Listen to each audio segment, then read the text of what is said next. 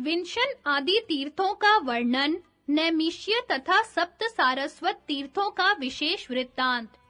संजय कहते हैं, महाराज, वहां सरस्वती नदी जमीन के भीतर अदृश्य रूप से बहती है, इसलिए ऋषिगण उसे विंशन तीर्थ कहते हैं। बलदेव जी वहां आचमन करके आगे बढ़े और सरस्वती के उत्तम तट पर सुभूमिक नाम वाले तीर्थ में जा पहुंचे। वहां उन्हें बहुत से गंधर्व और अप्सराएं दिखाई पड़ी। उस पवित्र तीर्थ में स्नान तथा दान करके वे गंधर्व तीर्थ में गए, जहां तपस्या में लगे हुए विश्वावसु आदि प्रधान गंधर्व गाना बजाना तथा नृत्य कर रहे थे।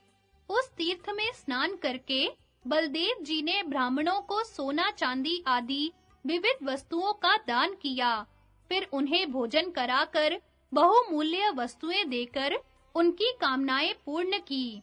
तत्पश्चात वे गर्ग स्त्रोत नामक तीर्थ में गए, जहां वृद्ध गर्ग ने तपस्या करके अपने अंतःकरण को पवित्र किया था तथा काल का ज्ञान, काल की गति, नक्षत्रों और ग्रहों की गति का उलटफेर, भयंकर उत्पात और शुभ शकुन आदि ज्योतिष शास्त्र के विषयों की पूर्ण जानकारी प्राप्त की थी।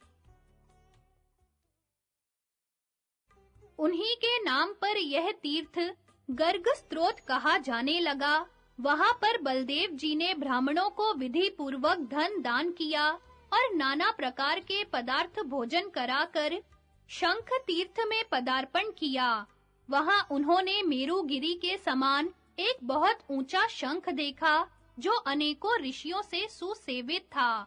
वहीं सरस्वती के तट पर एक बहुत बड़ा वृक्ष था, जहां हजारों की संख्या में यक्ष, विद्याधर, राक्षस, पिशाच तथा सिद्ध रहते थे। वे सब अन्न त्याग करके व्रत और नियमों का पालन करते हुए समय-समय पर उस वृक्ष का फल ही खाया करते थे। वहां बलदेव जी ने ब्राह्मणों की पूजा करके उन्हें बर्तन और वस्त्र दान किए। इसके बाद वे परम पवित्र द्वैत वन में आए। उस वन में रहने वाले ऋषि मुनियों का दर्शन करके उन्होंने वहां के तीर्थ जल में डुबकी लगाई और ब्राह्मणों की पूजा करके उन्हें विविध प्रकार के भोज्य पदार्थ दान में दिए। फिर वहां से चलकर वे सरस्वती के दक्षिण भाग में थोड़ी ही दूर पर स्थित नागधनवा तीर्थ में गए, जहां नित्य 14,000 ऋषि मौजूद रहते हैं। उसी स्थान पर देवताओं ने वासुकी को सर्पों का राजा बनाकर उसका अभिषेक किया था। वहां किसी को भी सांपों के डसने का भय नहीं रहता। बलदेव जी ने वहां भी ब्राह्मणों को ढेर के ढेर रत्न दान किए। फिर वे पूर्व दिशा की ओर चल दिए, जहां पग-पग पर लाखों तीर्थ प्रकट हुए हैं। उन सब तीर्थों में उन्होंने गोते लगाए और ऋषियों के बताए अनुसार व्रत नियम आदि का पालन किया। फिर सब प्रकार के दान करके वे अपने अभीष्ट मार्ग की ओर चल दिए। जाते-जाते वहां पहुंचे, जहां पश्चिम की ओर बहने वाली सरस्वती नदी नैमिषारण्यवासी मुनियों के दर्शन की इच्छा से पुनः पूर्व दिशा की ओर लौट पड़ी है। उसे पीछे की ओर लौटी देख बलदेव जी को बड़ा आश्चर्य हुआ। जन्मेजय ने पूछा, ब्राह्मण, सरस्वती नदी पूर्व की ओर क्यों लौटी? बलभद्र जी के आश्चर्य का भी कोई कारण होना चाहिए। उस नदी के इस प्रकार पीछे लौटने में क्या हेतु है? वैशंपायन जी ने कहा, राजन, सत्य युग की बात है। नैमिषारण्य के तपस्वी ऋषियों ने मिलकर 12 वर्षों में समाप्त होने वाला एक महान सत्र आरंभ किया। उसमें सम्मिलित होने के लिए बहुत से ऋषि पधारे थे। जब सत्र समाप्त हुआ, उस समय भी तीर्थ के कारण वहां बहुत से ऋषि महर्षियों का शुभागमन हुआ। उनकी संख्या इतनी अधिक हो गई कि सरस्वती के दक्षिण किनारे के तीर्थ नगरों के समान मनुष्यों से भर गए। नदी के तीर पर नैमिषारण्य से लेकर समंत पंचक तक ऋषि मुनि ठहरे हुए थे। वे वहां यज्ञ होम आदि करने लगे। उनके द्वारा उच्चारित वेद मंत्रों के गंभीर घोष से संपूर्ण दिशाएं गूंज उठी। महाराज, उन ऋषियों में सुप्रसिद्ध बालखिल्य, अश्मकुट्टू, दंतोलू खली और प्रसंख्यान भी थे। कोई हवा पीकर रहता था, कोई पानी, बहुतेरे तपस्वी पत्ते चबाकर रहते थे। सब लोग मिट्टी की वेदी पर सोते और नाना प्रकार के नियमों में लगे रहते थे। वे सब ऋषि सरस्वती के निकट आकर उसकी शोभा बढ़ाने लगे, किंतु वहां तीर्थ भूमि में उन्हें रहने की जगह नहीं दिखाई दी। इससे वे निराश एवं चिंतित हो गए। उनकी यह अवस्था देख सरस्वती ने दयावश उन्हें दर्शन दिया। वह अनेकों कुंजों का निर्माण करती हुई पीछे लौट पड़ी और ऋषियों के लिए तीर्थ भूमि बनाकर फिर पश्चिम की ओर मुड़ गई। उस महानदियों ने ऋषियों के आगमन को सफल बनाने का निश्चय कर लिया था, इसलिए यह अत्यंत अद्भुत कार्य कर दिखाया। सरस्वती का बनाया हुआ वह निकुंजों का समुदाय ही नैमिष्य नाम से विख्यात हुआ। वहां के अनेकों कुंजों तथा पीछे लौटी हुई सरस्वती नदी को देखकर बलदेव जी को बड़ा विस्मय हुआ। वहां भी उन्होंने विधिवत आचमन एवं स्नान किया और ब्राह्मणों को भांति-भांति के भोज्य पदार्थ तथा बर्तन दान करके वे सप्त सारस्वत नामक तीर्थ में चले गए, जहां वायु, जल, फल अथवा पत्ता खाकर रहने वाले बहुत से महात्मा थे। उनके स्वाध्याय का गंभीर घोष सब ओर गूंज रहा था। वहां अहिंसक एवं धर्मपरायण मनुष्य निवास करते थे।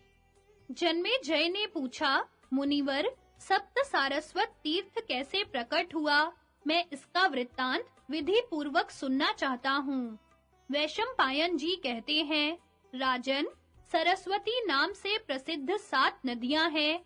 ये सारे जगत में फैली हुई हैं। इनके विशेष नाम हैं सुप्रभा, कांचनाक्षी, विशाला, मनोरमा, ओघवती, सुरेणु तथा विमलोदका। शक्तिशाली महात्माओं ने भिन्न-भिन्न देशों में एक-एक सरस्वती का आवाहन किया है। एक समय की बात है, पुष्कर तीर्थ में ब्रह्मा जी का एक महान यज्ञ हो रहा था। यज्ञशाला में सिद्ध ब्राह्मण विराजमान थे। पुण्याह घोष हो रहा था। सब ओर वेद मंत्रों की ध्वनि फैल रही थी। समस्त देवता यज्ञ कार्य में लगे हुए थे। स्वयं ब्रह्मा जी ने यज्ञ की दीक्षा ली थी। उनके यज्ञ करते समय सबकी समस्त इच्छाएं पूर्ण हो रही थी।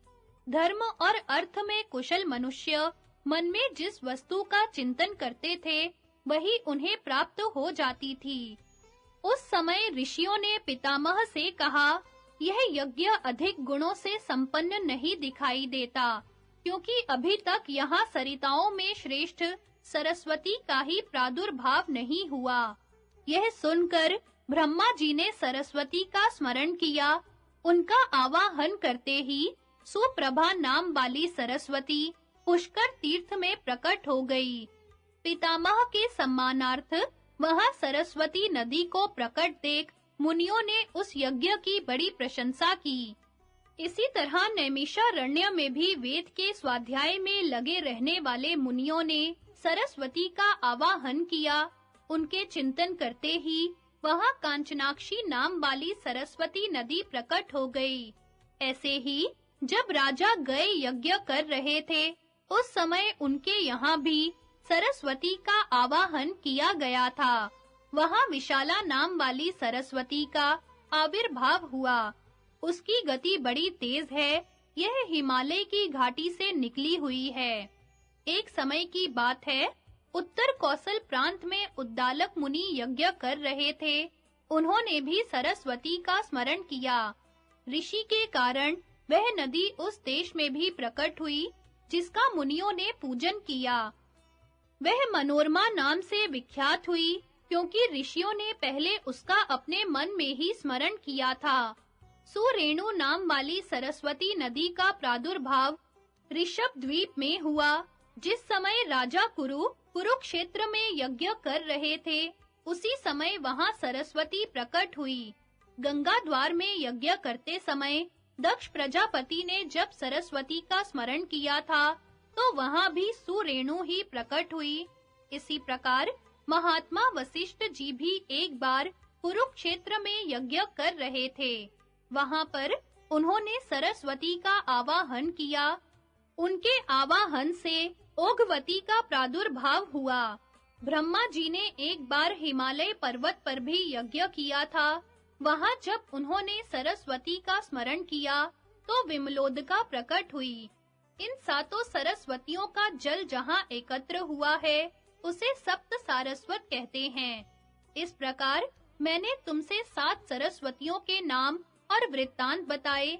इन्हीं से परम पवित्र सप्त सारस्वत तीर्थ की प्रसिद्धि हुई है। ऋषंगु के आश्रम पर आरष्टि शेण आदि तथा विश्वामित्र की तपस्या, यायात तीर्थ की महिमा और अरुणा में स्नान करने से इंद्र का उद्धार। वैशंपायन जी कहते हैं, राजन, बलराम जी ने उस तीर्थ में आश्रमवासी ऋषियों की पूजा करने के पश्चात एक रात निवास किया। उन्होंने ब्राह्मणों को दान दिए और स्वयं वहां रहकर रात भर उपवास किया। दूसरे दिन प्रातः काल उठकर तीर्थ के जल में स्नान किया और सब ऋषि मुनियों की आज्ञा लेकर वे औशनस तीर्थ में जा पहुँचे। उसे कपाल मोचन तीर्थ भी कहते हैं। पूर्व काल में भगवान राम ने यहाँ एक राक्षस को मारकर उसका सिर दूर फेंका था। वह सिर महोदर मुनि की जांघ में जा लगा था। वहीं पर उस मुनि ने मुक्ति पाई थी तथा वहीं शुक्राचार्य जी ने तप किया था, जिससे उनके हृदय में संपूर्ण नीति विद्या स्फुरित हुई थी। बलराम जी ने उस तीर्थ में पहुंचकर ब्राह्मणों को विधि पूर्वक धन का दान किया। तत्पश्चात वे ऋषंगु के आश्रम में गए, जहां आरष्टि शेण ने घोर तपस्या की थी। ऋषंगु मुनि ने यही अपनी देह का त्याग किया था। उनकी कथा इस प्रकार है। ऋषंगु एक बूढ़े ब्राह्मण थे। वे सदा तपस्या में ही लगे रहते थे। एक दिन बहुत सोच विचार कर उन्होंने अपना देह त्यागने का निश्चय किया। उस समय उन्होंने अपने सब पुत्रों को बुलाकर कहा, मुझे पृथुदक तीर्थ में ले चलो। उनके पुत्र भी बड़े तपस्वी थे। वे अपने पिता को अत्यंत वृद्ध जानकर सरस्वती नदी के पृथुदक तीर्थ पर ले गए। वहां पहुंचकर ऋषंगु ने तीर्थ के जल में विधिवत स्नान किया और अपने पुत्रों को बताया कि सरस्वती नदी के उत्तर किनारे पर जो यह पृथुदक तीर्थ है, इसमें स्नान करके गायत्री आदि का जप करते हुए जो पुरुष प्राण त्याग करेगा, उसे पुनः जन्म मरण का कष्ट नहीं भोगना पड़ेगा। बलराम जी ने उस पवित्र तीर्थ में स्नान करके ब्राह्मणों को दान दिए। इसके बाद उस स्थान पर पदार्पण किया, जहां लोक पितामह ब्रह्मा जी ने लोकों की सृष्टि प्रारंभ की थी तथा जहां आरष्टि शेण, सिंधु द्वीप, देवापी और विश्वामित्र आदि राजऋषियों ने महान तप करके ब्राह्मणत्व प्राप्त किया था। जन्मेजय ने पूछा, मुनिवर, आरष्टि शेण ने किस प्रकार महान तप किया? सिंधु द्वीप, देवापी तथा विश्वामित्र ने भी कैसे ब्राह्मणत्व प्राप्त किया? यह सब बातें मुझे बताइए। वैशंपायन जी ने कहा, राजन, सत्य युग की बात है। एक आरष्टि शेण नाम वाले ब्राह्मण थे, जो गुरु के घर में रहकर सदा वेदों के अध्ययन में लगे रहते थे। यद्यपि उन्होंने बहुत अधिक समय तक गुरुकुल में निवास किया, तथापि न तो उनकी विद्या समाप्त हुई और न ही उन्हें वेदों का ही पूरा अभ्यास हुआ। इससे वे मन ही मन बहुत दुखी हुए और कठोर तपस्या में लग गए। उस तप के प्रभाव से उन्हें वेदों का उत्तम ज्ञान प्राप्त हुआ। अब वे विद्वान होने के साथ ही सिद्ध हो गए। उन्होंने उस तीर्थ में 3 वरदान दिए। आज से जो मनुष्य सरस्वती नदी के इस तीर्थ में डुबकी लगाएगा, उसे अश्वमेध यज्ञ का पूरा फल मिलेगा। यहाँ सर्पों का भय नहीं रहेगा तथा थोड़े समय तक भी इस तीर्थ का सेवन करने से महान फल की प्राप्ति होगी। इस प्रकार ऋषंगु के आश्रम पर ही आरष्टि शेण मुनि को सिद्धि प्राप्त हुई थी। फिर वहीं राजऋषि सिंधु द्वीप एवं देवापी ने तप करके ब्राह्मणत्व प्राप्त किया था तथा सदा तप में लगे रहने वाले विश्वामित्र जी को भी वही ब्राह्मणत्व प्राप्त हुआ था। इनकी कथा यूं है, पृथ्वी पर एक गाधी नाम से विख्यात महान राजा राज्य करते थे। विश्वामित्र उन्हीं के पुत्र थे। कहते हैं, राजा गाधी बड़े योगी थे। उन्होंने अपने पुत्र विश्वामित्र को राज्य देकर स्वयं देह त्याग देने का विचार किया। उस समय प्रजाजनों ने राजा को प्रणाम करके कहा, महाराज, आप वन में ना जाइए, हमारी महान भय से रक्षा कीजिए। प्रजा के ऐसा कहने पर गाधी ने कहा, मेरा पुत्र संपूर्ण जगत की रक्षा करने वाला होगा। यूं कहकर उन्होंने विश्वामित्र को राज्य सिंहासन पर बिठा दिया और स्वयं शरीर त्याग कर स्वर्ग की राह ली। विश्वामित्र राजा तो हुए, किंतु बहुत यत्न करने पर भी वे पृथ्वी की पूर्णतः रक्षा न कर सके। एक दिन उन्होंने सुना कि प्रजा पर राक्षसों का महान भय बढ़ा हुआ है। अतः वे चतुरंगिणी सेना साथ लेकर राजधानी से निकल पड़े। बहुत दूर तक रास्ता तय कर लेने के पश्चात वे वशिष्ठ मुनि के आश्रम पर पहुंचे। वहां उनके सैनिकों ने नाना प्रकार के अत्याचार किए। इतने में वशिष्ठ मुनि आश्रम पर आए। उन्होंने देखा कि यह महान वन सब ओर से उजाड़ किया जा रहा है, तो अपनी कामधेनु गौ से कहा, तू भयंकर भीलों को उत्पन्न कर। ऋषि की आज्ञा पाकर धेनु ने भयंकर मनुष्यों को प्रकट किया, जिन्होंने विश्वामित्र की सेना पर धावा करके उसे चारों ओर भगा दिया। विश्वामित्र ने जब सुना कि मेरी सेना भाग गई, तो उन्होंने तपस्या को ही सबसे बढ़कर माना और मन ही मन तप करने का निश्चय किया। तत्पश्चात वे सरस्वती के उपयुक्त तीर्थ में ही आए और चित्त को एकाग्र करके व्रत और नियमों का पालन करते हुए शरीर को सुखाने लगे। कुछ काल तक जल पीकर रहे, फिर वायु का आहार करने लगे। इसके बाद पत्ते चबाकर रहने लगे। इतना ही नहीं, वे खुले मैदान में जमीन पर सोने तथा और भी बहुत से नियमों का पालन करने लगे। तदनंतर देवताओं ने उनके व्रत में विघ्न डालना आरंभ किया, किंतु किसी तरह उनका मन न टिक सका। वे बहुत प्रयत्न करके अनेकों प्रकार के तप करने लगे।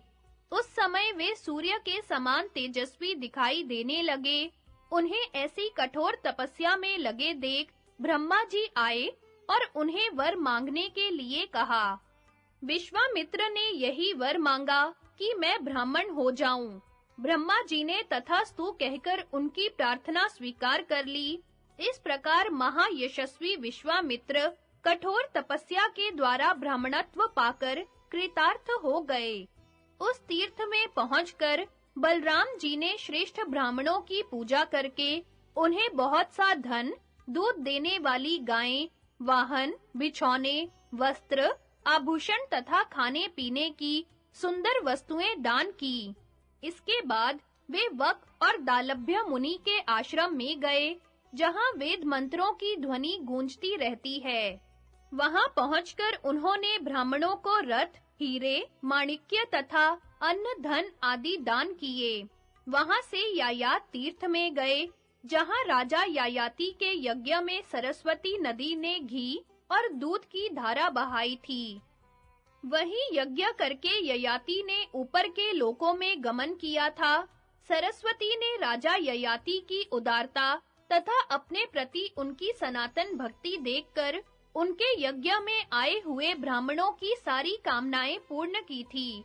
राजा का यज्ञ वैभव देखकर देवता और गंधर्व बहुत प्रसन्न थे, परंतु मनुष्यों को बड़ा आश्चर्य होता था।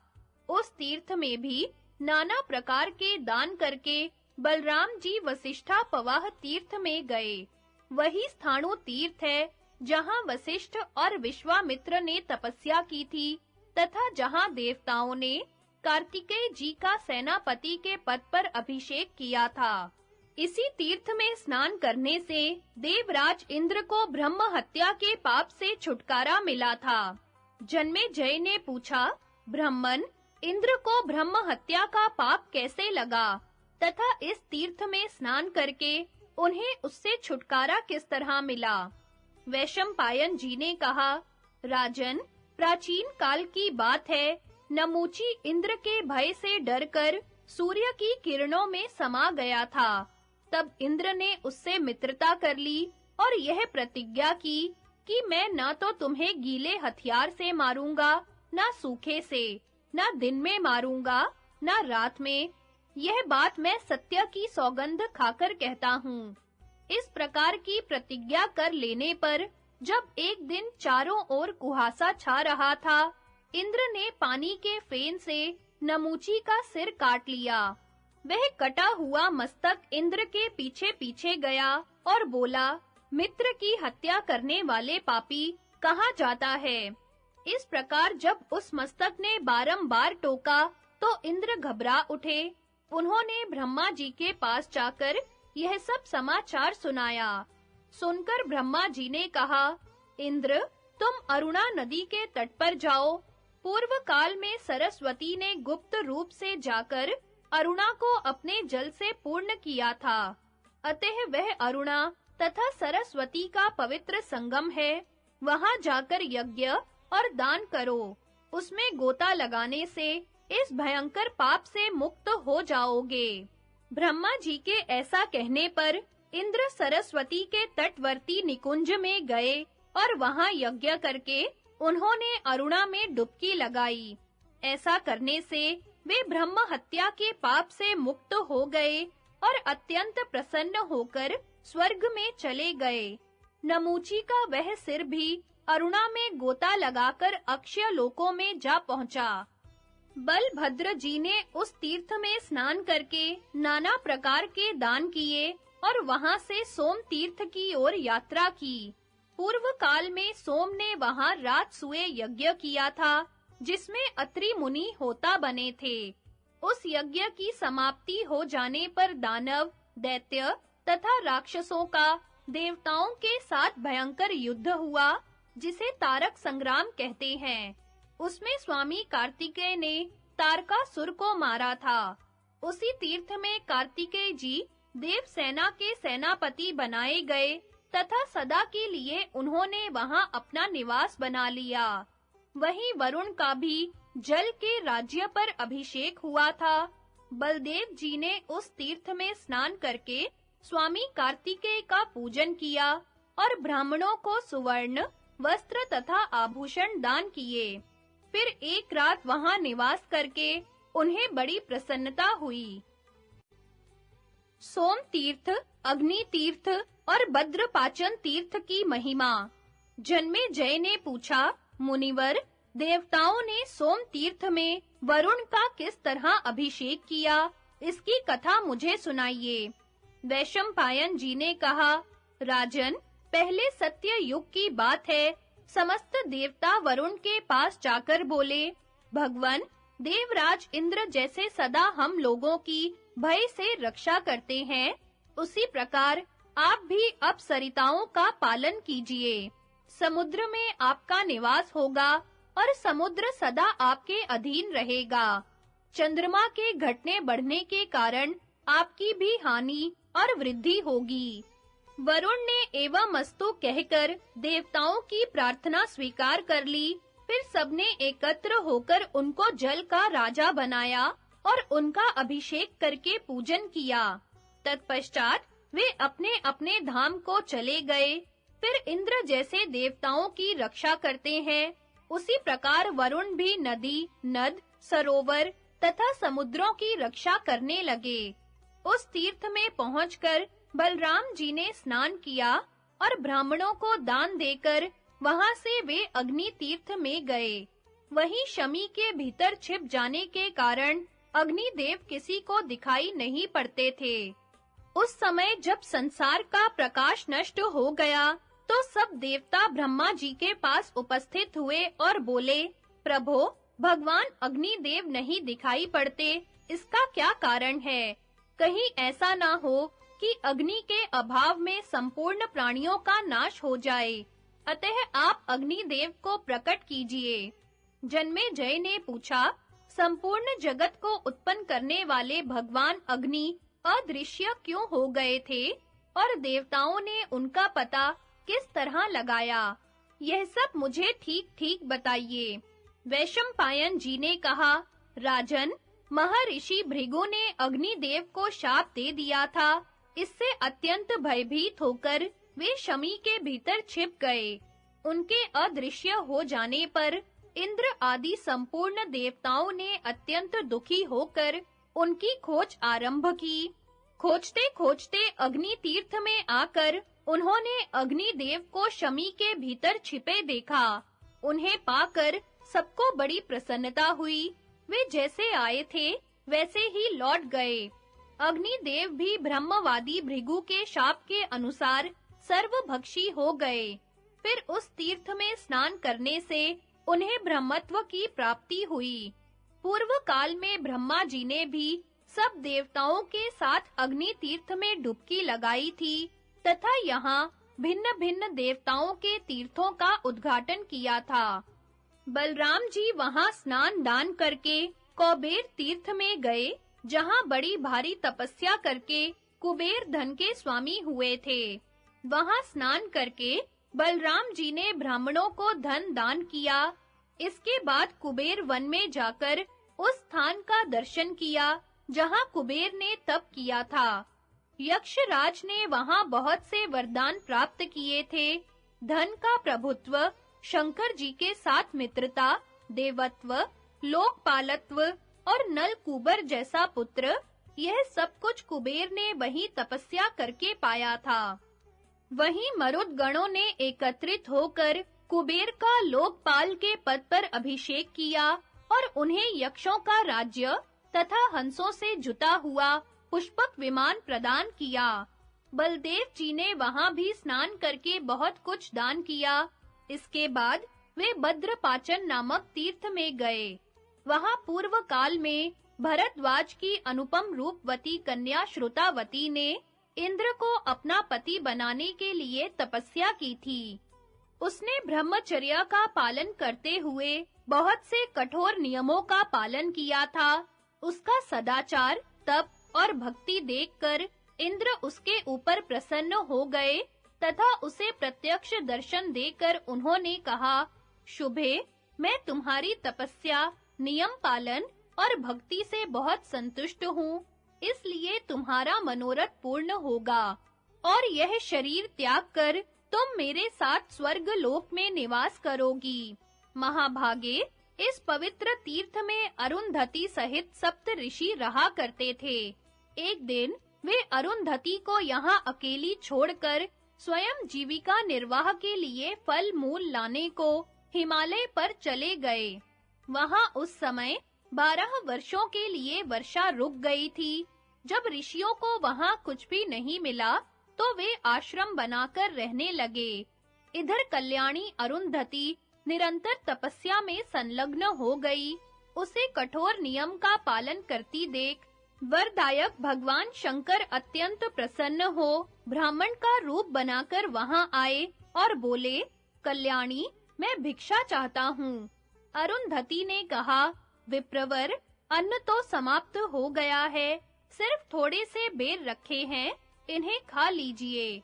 महादेव जी ने कहा, शुभे, इन फलों को आग पर पका दो।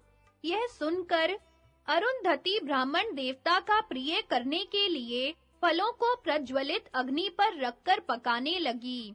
उस समय उसे परम पवित्र, मनोहर एवं दिव्य कथाएं सुनाई देने लगी।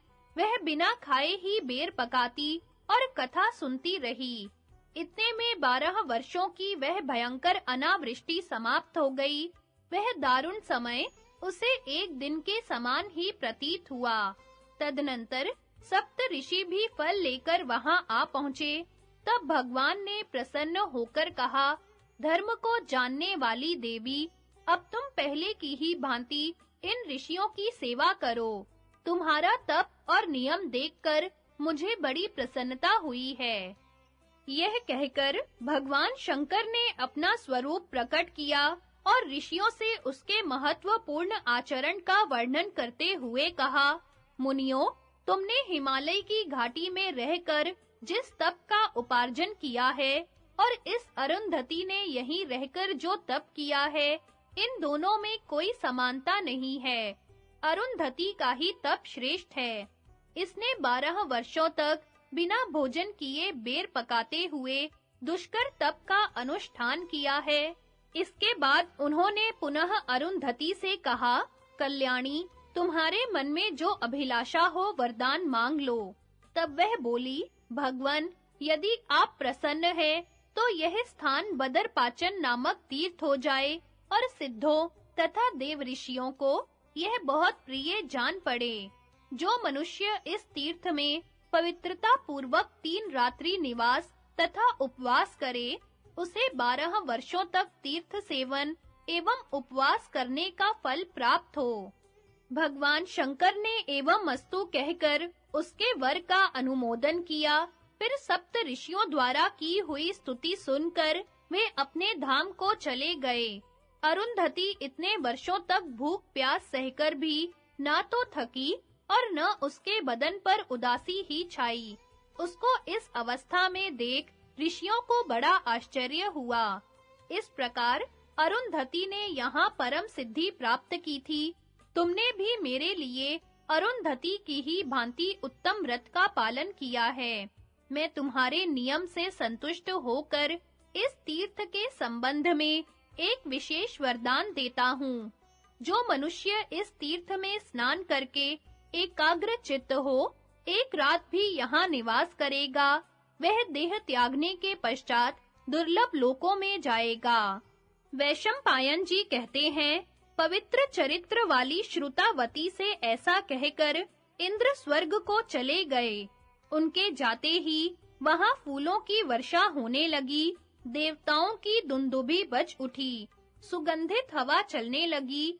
उसी समय श्रुतावती भी शरीर त्याग कर स्वर्ग में चली गई और वहां इंद्र की पत्नी के रूप में रहने लगी। बलभद्र जी उस बद्रपाचन तीर्थ में स्नान करके ब्राह्मणों को धन दान कर इंद्र तीर्थ में चले गए। इंद्र तीर्थ और आदित्य तीर्थ की महिमा, देवल, जैगीशव्य मुनि तथा वृद्ध कन्या क्षेत्र की कथा। वैशंपायन जी कहते हैं, वहां जाकर बलराम जी ने विधिवत स्नान किया और ब्राह्मणों को धन तथा रत्न दान किए। इंद्र तीर्थ में देवराज ने 100 यज्ञ किए थे, जिनमें बृहस्पति जी को बहुत सा धन दिया गया था। अनेकों प्रकार की दक्षिणाएं बांटी गई थी। इस प्रकार 100 यज्ञ पूर्ण करने के कारण इंद्र शतक्रतु के नाम से विख्यात हुए और उन्हीं के नाम पर वह परम पवित्र, कल्याणकारी एवं सनातन तीर्थ इंद्र तीर्थ कहलाने लगा। वहां स्नान दान करने के पश्चात बलराम जी राम तीर्थ में पहुंचे, जहां परशुराम जी ने अनेकों बार क्षत्रियों का संहार करके इस पृथ्वी पर विजय पाई और कश्यप मुनि को आचार्य बनाकर वाजपेयी तथा 100 अश्वमेध यज्ञ किए। उन्होंने समुद्र सहित संपूर्ण पृथ्वी ही दक्षिणा के रूप में दे दी थी तथा और भी नाना प्रकार के दान देकर वे वन में चले गए थे। उस पावन तीर्थ में रहने वाले मुनियों को सादर प्रणाम करके बलराम जी यमुना तीर्थ में आए, जहां वरुण ने राजसूय यज्ञ किया था। वहां ऋषियों की पूजा करके उन्होंने सबको संतुष्ट किया तथा दूसरे याचकों को भी उनकी इच्छा अनुसार दान दिया। इसके बाद वे आदित्य तीर्थ में गए, जहां भगवान सूर्य ने परमात्मा का यजन करके ज्योतियों का आधिपत्य तथा अनुपम प्रभाव प्राप्त किया था। इनके सिवा इंद्र आदि संपूर्ण देवता, विश्वेदेव, मरुदगण, गंधर्व, अप्सरा, द्वैपायन व्यास, शुकदेव तथा दूसरे अनेकों योग सिद्ध महात्माओं ने भी सरस्वती के उस पवित्र तीर्थ में सिद्धि प्राप्त की है। पूर्व काल में वहां देवल मुनि गृहस्थ धर्म का आश्रय लेकर रहते थे। वे बड़े धर्मात्मा तथा तपस्वी थे। मन, वाणी तथा क्रिया से भी समस्त जीवों के प्रति समान भाव रखते थे। क्रोध तो उन्हें छू नहीं गया था। उनकी कोई निंदा करे या स्तुति, वे सबको समान समझते थे। अनुकूल या प्रतिकूल वस्तु की प्राप्ति होने पर उनकी वृत्ति एक सी ही रहती थी। वे धर्मराज के समान समदर्शी थे। सुवर्ण और मिट्टी के ढेले को एक ही नजर से देखते थे। देवता, अतिथि तथा ब्राह्मणों की सदा पूजा किया करते और प्रतिदिन ब्रह्मचर्य की रक्षा करते हुए धर्माचरण में संलग्न रहते थे। एक दिन जैगीशव्य मुनि उस तीर्थ में आए और अपनी योग शक्ति से भिक्षुक का वेश बनाकर देवल के आश्रम पर रहने लगे। महर्षि जैगीशव्य सिद्धि प्राप्त योगी थे और सदा योग में ही उनकी स्थिति रहती थी। यद्यपि जैगीशव्य देवल के आश्रम पर ही रहते थे, तो भी देवल मुनि उन्हें दिखाकर योग साधना नहीं करते थे। इस तरह दोनों को वहां रहते हुए बहुत समय बीत गया। तदनंतर कुछ काल तक ऐसा हुआ कि जैगीशव्य मुनि सदा नहीं दिखाई देते, केवल भोजन के समय ही देवल के आश्रम पर उपस्थित होते थे। उस समय देवल अपनी शक्ति के अनुसार शास्त्रीय विधि से उनका पूजन एवं आतिथ्य सत्कार करते थे। यह नियम भी बहुत वर्षों तक चला। एक दिन जैगीशव्य मुनि को देखकर देवल के मन में बड़ी चिंता हुई। उन्होंने सोचा, इनकी पूजा करते-करते कितने ही वर्ष बीत गए, मगर ये भिक्षु आज तक मुझसे एक बात भी नहीं बोले। यही सोचते हुए वे कलश हाथ में ले आकाश मार्ग से समुद्र तट की ओर चल दिए। वहां जाकर देखा तो भिक्षु महोदय पहले से ही समुद्र तट पर मौजूद थे। अब तो उन्हें चिंता के साथ ही साथ आश्चर्य भी हुआ। सोचने लगे, ये पहले ही कैसे आ पहुंचे? इन्होंने तो स्नान भी समाप्त कर लिया है। तदनंतर महर्षि देवल ने भी विधिवत स्नान करके गायत्री मंत्र का जाप किया। जब नित्य नियम समाप्त हो गया, तो वे पुनः आश्रम की ओर चले। वहां पहुंचते ही उन्हें जैगीशव्य मुनि बैठे दिखाई पड़े। अब देवल मुनि पुनः विचार में पड़ गए।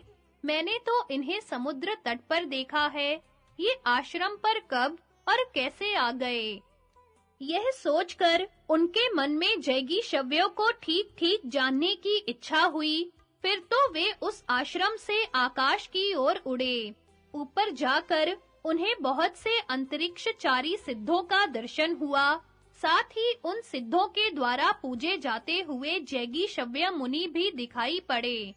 इसके बाद देवल ने उन्हें स्वर्ग लोक जाते देखा। वहां से पितृलोक में, पितृलोक से यमलोक में, वहां से चंद्रलोक में तथा चंद्रलोक से एकांत में यज्ञ करने वाले अग्निहोत्रियों के उत्तम लोकों में उन्हें गमन करते देखा। इसी तरह दर्श पौर्णमास याग करने वालों के लोकों में तथा अन्य बहुतेरे लोकों में भी वे जाते दिखाई पड़े। रुद्रों, वसुओं तथा बृहस्पति के स्थान पर भी वे पहुंचे पाए गए। तत्पश्चात वे पतिव्रताओं के लोकों में जाकर अंतर्धान हो गए। फिर देवल मुनि उन्हें न देख सके। तब उन्होंने जैगीशव्य के प्रभाव, व्रत और अनुपम योग सिद्धि के विषय में विचार करते हुए सिद्धों से पूछा, अब मुझे महान तेजस्वी जैगीशव्य दिखाई नहीं देते। आप लोग उनका पता बतावें। सिद्धों ने कहा, देवल, जैगीशव्य ब्रह्मलोक में चले गए, वहां तुम्हारी गति नहीं है। सिद्धों की बात सुनकर देवल मुनि क्रमशः नीचे के लोकों में होते हुए भूमि पर उतरने लगे। जब अपने आश्रम पर पहुंचे, तो वहां पहले से ही बैठे हुए जैगीशव्य पर उनकी दृष्टि पड़ी। वे उनके तप और योग का प्रभाव देख चुके थे, इसलिए अपनी धर्मयुक्त शुद्ध बुद्धि से कुछ देर विचार किया। फिर विनयावनत होकर वे मुनि की शरण में गए और बोले, भगवन, मैं मोक्ष धर्म का आश्रय लेना चाहता हूँ। उनकी बात सुनकर और सन्यास लेने का विचार जानकर जैगीशव्य ने उन्हें ज्ञानोपदेश किया। साथ ही योग की विधि बताकर शास्त्र के अनुसार कर्तव्य अकर्तव्य का भी उपदेश दिया।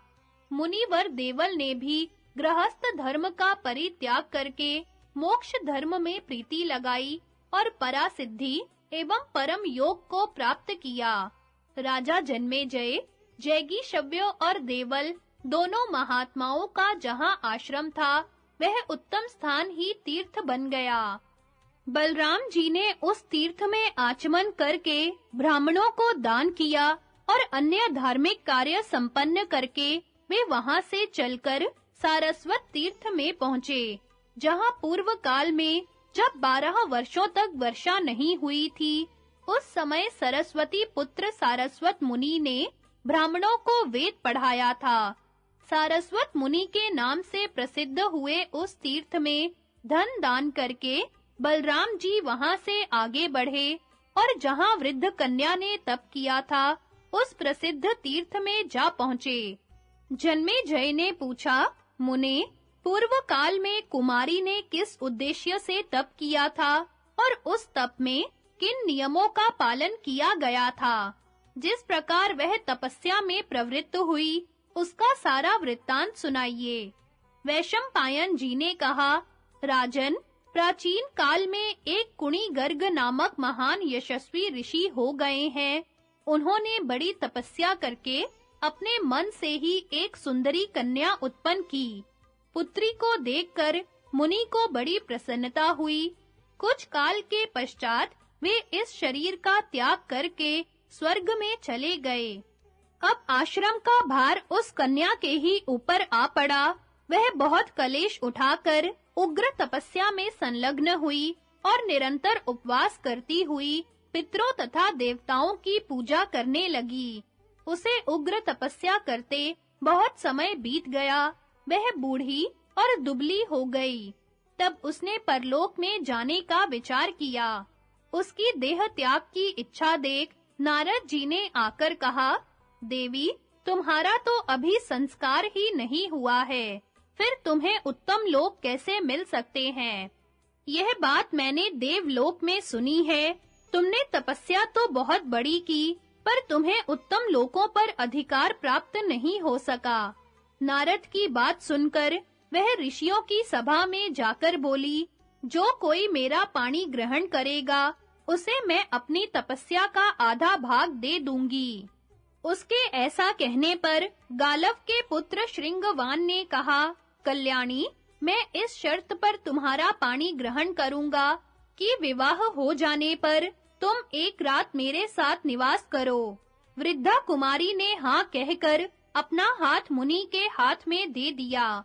गालव नंदन ने शास्त्रीय विधि के अनुसार हवन आदि करके उसका पानी ग्रहण संस्कार किया। रात्रि के समय वह सुंदरी तरुणी बनकर मुनि के पास गई। उस समय उसके शरीर पर दिव्य वस्त्र और आभूषण शोभा पा रहे थे। दिव्य हार तथा दिव्य अंगरागों की सुगंध फैल रही थी। उसकी छवि से चारों ओर प्रकाश सा हो रहा था। उसे देखकर श्रृंगवान ऋषि को बड़ी प्रसन्नता हुई। उन्होंने एक रात उसके साथ निवास किया। सवेरा होते ही वह मुनि से बोली, विप्रवर, आपने जो शर्त की थी, उसके अनुसार मैं आपके साथ रह चुकी। अब आज्ञा दीजिए, मैं जाती हूँ। यह कहकर वह वहां से चल दी। जाते-जाते उसने फिर कहा, जो अपने चित्त को एकाग्र कर देवताओं को तृप्त करके इस तीर्थ में एक रात निवास करेगा, उससे 58 वर्षों तक ब्रह्मचर्य पालन करने का फल मिलेगा। ऐसा कहकर वह साध्वी देह त्याग कर स्वर्ग में चली गई और मुनि उसके दिव्य रूप का चिंतन करते हुए बहुत दुखी हुए। उन्होंने प्रतिज्ञा के अनुसार उसके तप का आधा भाग ले लिया और उससे अपने को सिद्ध बनाकर फिर उसी की गति का अनुसरण किया। राजन, यही वृद्ध कन्या का परिचय है जो तुम्हें सुना दिया। बलराम जी ने इसी तीर्थ में आने पर शल्य की मृत्यु का समाचार सुना था। वहां भी उन्होंने ब्राह्मणों को बहुत कुछ दान किया। तत्पश्चात समंत पंचक द्वार से निकलकर उन्होंने ऋषियों से कुरुक्षेत्र सेवन का फल पूछा। तब उन महात्माओं ने बलराम जी से उस क्षेत्र के सेवन का ठीक-ठीक फल बताया। समंत पंचक तीर्थ की महिमा तथा नारद जी के कहने से बलदेव जी का भीम और दुर्योधन का युद्ध देखने जाना। ऋषियों ने कहा, बलराम जी, समंत पंचक क्षेत्र सनातन है। यह प्रजापति की उत्तर वेदी कहलाता है। प्राचीन काल में देवताओं ने यहाँ बहुत बड़ा यज्ञ किया था तथा बुद्धिमान महात्मा राज ऋषि कुरु ने पहले बहुत वर्षों तक इस क्षेत्र की जमीन जोती थी, इसलिए उन्हीं के नाम पर यह कुरुक्षेत्र कहा जाने लगा। बलराम जी ने पूछा, मुनिवरों, महात्मा कुरु ने इस क्षेत्र में हल क्यों चलाया? ऋषियों ने कहा, बलराम जी, पूर्व काल में राजा कुरु जब यहाँ प्रतिदिन उठकर हल चलाया करते थे, उन्हीं दिनों की बात है। इंद्र ने स्वर्ग से आकर कुरु से इसका कारण पूछा। राजन, आप इतना बड़ा प्रयास क्यों कर रहे हैं? यहाँ की जमीन जोतने से आपका क्या अभिप्राय है? कुरु ने कहा, इंद्र, जो लोग इस क्षेत्र में मरेंगे, वे पुण्यवानों के लोक में जाएंगे। यह जवाब सुनकर इंद्र को हंसी आ गई। वे चुपचाप स्वर्ग लौट गए। इससे राजऋषि कुरु का उत्साह कम नहीं हुआ। वे वहां की जमीन जोतने में लगे ही रह गए। इंद्र ने कई बार आकर प्रश्न किया, किंतु वही उत्तर पाकर वे हर बार लौट गए।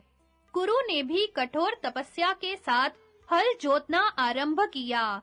तब इंद्र ने उनका मनोभाव देवताओं से कह सुनाया। यह सुनकर देवता बोले, अगर संभव हो तो राजऋषि को वरदान देकर राजी कर लीजिए। नहीं तो यदि वे अपने प्रयत्न में सफल हो गए और मनुष्य यज्ञ किए बिना ही स्वर्ग में आने लगे, तो हम लोगों का यज्ञ भाग नष्ट हो जाएगा। तब इंद्र ने कुरु के पास आकर कहा, राजन, अब आप कष्ट न उठाइए, मेरी बात मानिए। मैं वरदान देता हूँ कि जो मनुष्य अथवा पशु यहाँ निराहार रहकर या युद्ध में मारे जाकर शरीर त्याग करेंगे, वे स्वर्ग के अधिकारी होंगे। राजा कुरु ने बहुत अच्छा कहकर इंद्र की आज्ञा स्वीकार की और इंद्र भी राजा की अनुमति ले प्रसन्नता पूर्वक स्वर्ग को चले गए। बलराम जी, इस प्रकार शुभ उद्देश्य से राज ऋषि कुरु ने इस क्षेत्र को जोता था। पृथ्वी पर इससे बढ़कर कोई पवित्र स्थान नहीं है। जो मनुष्य यहाँ तप करेंगे, वे देह त्याग के पश्चात ब्रह्मलोक में जाएंगे। जो दान करेंगे, उनका दिया हुआ 1000 गुना होकर फल देगा। जो सदा यहाँ निवास करेंगे, उन्हें यमराज के राज्य में नहीं जाना पड़ेगा। यदि राजा लोग यहाँ आकर बड़े-बड़े यज्ञ करें, तो जब तक यह पृथ्वी कायम रहेगी, तब तक के लिए उन्हें स्वर्ग में रहने का सौभाग्य प्राप्त होगा। साक्षात इंद्र ने भी कुरुक्षेत्र के विषय में यह उद्गार प्रकट किया है। कुरुक्षेत्र की धूल भी यदि हवा से उड़कर किसी पापी के ऊपर पड़ जाए, तो वह उसे उत्तम लोक में पहुंचाती है। यहाँ बड़े-बड़े देवता, उत्तम ब्राह्मण तथा नृग आदि नरेश भी यज्ञ करके उत्तम गति को प्राप्त हो चुके हैं। तरंतुक से लेकर आरंतुक तक तथा रामहृत से आरंभ करके यम चक्रक तक के बीच का जो स्थान है, वही कुरुक्षेत्र एवं समंत पंचक तीर्थ है। इसे प्रजापति की उत्तर वेदी भी कहते हैं। यह क्षेत्र बहुत ही पवित्र एवं कल्याणकारी है। देवताओं ने भी इसका सम्मान किया है। यह सभी सद्गुणों से संपन्न है। अतः यहाँ मरे हुए सब क्षत्रिय अक्षय गति को प्राप्त होंगे। इस प्रकार साक्षात इंद्र ने यह बात कही और ब्रह्मा, विष्णु तथा शिव आदि देवताओं ने इसका समर्थन किया था। वैशंपायन जी कहते हैं, तदनंतर कुरुक्षेत्र का दर्शन और वहां बहुत सा दान करके बलराम जी एक दिव्य आश्रम के निकट गए। वहां पहुंचकर उन्होंने मुनियों से पूछा, यह सुंदर आश्रम किसका है? तब उन्होंने कहा, बलराम जी, पहले तो यहाँ भगवान विष्णु तपस्या कर चुके हैं, फिर अक्षय फल देने वाले कई यज्ञ भी इसी आश्रम पर हुए हैं। बाल्यकाल से ही ब्रह्मचर्य का पालन करने वाली एक सिद्ध ब्राह्मणी भी यहाँ तपस्या कर चुकी है। वह शांडिल्य मुनि की पुत्री थी। ऋषियों की बात सुनकर बलभद्र जी ने उन्हें प्रणाम किया और हिमालय के समीप स्थित उस आश्रम में गए। वहां के उत्तम तीर्थ का तथा सरस्वती के उद्गम भूत स्रोत का दर्शन करके उन्हें बड़ा विस्मय हुआ। इसके बाद कारप वन तीर्थ में जाकर उन्होंने वहां के स्वच्छ, शीतल एवं पवित्र जल में डुबकी लगाई और देवताओं और पितरों का तर्पण करके ब्राह्मणों को दान दिया। फिर एक रात वहां निवास करके वे ब्राह्मणों और सन्यासियों के साथ मित्रा वरुण के पवित्र आश्रम पर गए। वह स्थान यमुना के तट पर है। सर्वप्रथम उस स्थान पर आकर इंद्र, अग्नि तथा अर्यमा बहुत प्रसन्न हुए थे। बलराम जी वहां स्नान दान करके ऋषियों और सिद्धों के साथ बैठकर उत्तम कथाएं सुनने लगे। उसी समय देवऋषि नारद जी दंड, कमंडलू और मनोहर वीणा लिए वहां आ पहुंचे। उन्हें आते देख बलराम जी उठकर खड़े हो गए और उनका विधिवत पूजन करके उनसे कौरवों का समाचार पूछने लगे। नारद जी ने जिस प्रकार कौरवों का महासंहार हुआ था, वह सब ज्यों का त्यों सुना दिया। तब बलभद्र जी ने दुख प्रकट करते हुए कहा, तपोधन, उस क्षेत्र की क्या अवस्था है तथा वहां आए हुए राजाओं की क्या दशा हुई है, यह सब संक्षेप के साथ मैं पहले ही सुन चुका हूँ। अब मुझे वहां का विस्तृत समाचार जानने की बहुत उत्कंठा हो रही है। नारद जी ने कहा, भीष्म जी तो पहले ही मारे गए। उनके बाद द्रोणाचार्य, जयद्रथ, कर्ण और उसके पुत्र भी परलोक पहुंच गए। भूरिश्रवा, शल्य तथा दूसरे महाबली राजाओं की भी यही दशा हुई है। ये सब राजा और राजकुमार दुर्योधन की विजय के लिए अपने प्राणों की बलि दे चुके हैं। अब जो मरने से बचे हैं, उनके नाम सुनिए। दुर्योधन की सेना में कृपाचार्य, कृतवर्मा और अश्वत्थामा, ये ही 3 प्रधान वीर बचे हैं। किंतु जब शल्य मारे गए, तो ये भी डर के मारे पलायन कर गए। उस समय दुर्योधन बहुत दुखी हुआ और भागकर वह पायन सरोवर में जा छिपा। माया से सरोवर का पानी बांधकर वह उसके भीतर सो रहा था। इतने में पांडव लोग भगवान श्री कृष्ण के साथ वहां जा पहुंचे और उसे कड़वी बातें सुनाकर कष्ट पहुंचाने लगे। वह भी बलवान ही ठहरा, इनके ताने क्यों सहता। हाथ में गदा लेकर उठ पड़ा और भीमसेन से युद्ध करने के लिए उनके पास जाकर खड़ा हो गया। अब उन दोनों में भयंकर युद्ध छिड़ने वाला है। यदि आप भी देखने को उत्सुक हो, तो शीघ्र जाइए, विलंब न कीजिए। अपने दोनों शिष्यों का युद्ध देखिए। वैशंपायन जी कहते हैं, नारद जी की बात सुनकर बलराम जी ने अपने साथ आए हुए ब्राह्मणों की पूजा करके उन्हें विदा कर दिया और सेवकों को द्वारका चले जाने की आज्ञा दी। फिर वे जहां सरस्वती का स्रोत निकला हुआ है, उस श्रेष्ठ पर्वत शिखर से नीचे उतरे और तीर्थ का महान फल सुनकर ब्राह्मणों के समीप उसकी महिमा का वर्णन इस प्रकार करने लगे। सरस्वती के तट पर निवास करने में जो सुख है, आनंद है, वह अन्यत्र कहाँ मिल सकता है। उसमें जो गुण है, वे और कहाँ हैं। सरस्वती का सेवन करके स्वर्ग लोक में पहुँचे हुए मनुष्य उसका सदा ही स्मरण करते रहेंगे। सरस्वती सब नदियों में पवित्र है, वह संसार का कल्याण करने वाली है। सरस्वती को पाकर मनुष्य इहलोक और परलोक में पापों के लिए शोक नहीं करते। तदनंतर बारंबार सरस्वती की ओर देखते हुए बलराम जी सुंदर रथ पर सवार हुए और शिष्यों का युद्ध देखने के लिए तेज चाल से चलकर द्वैपायन सरोवर के तट पर जा पहुंचे।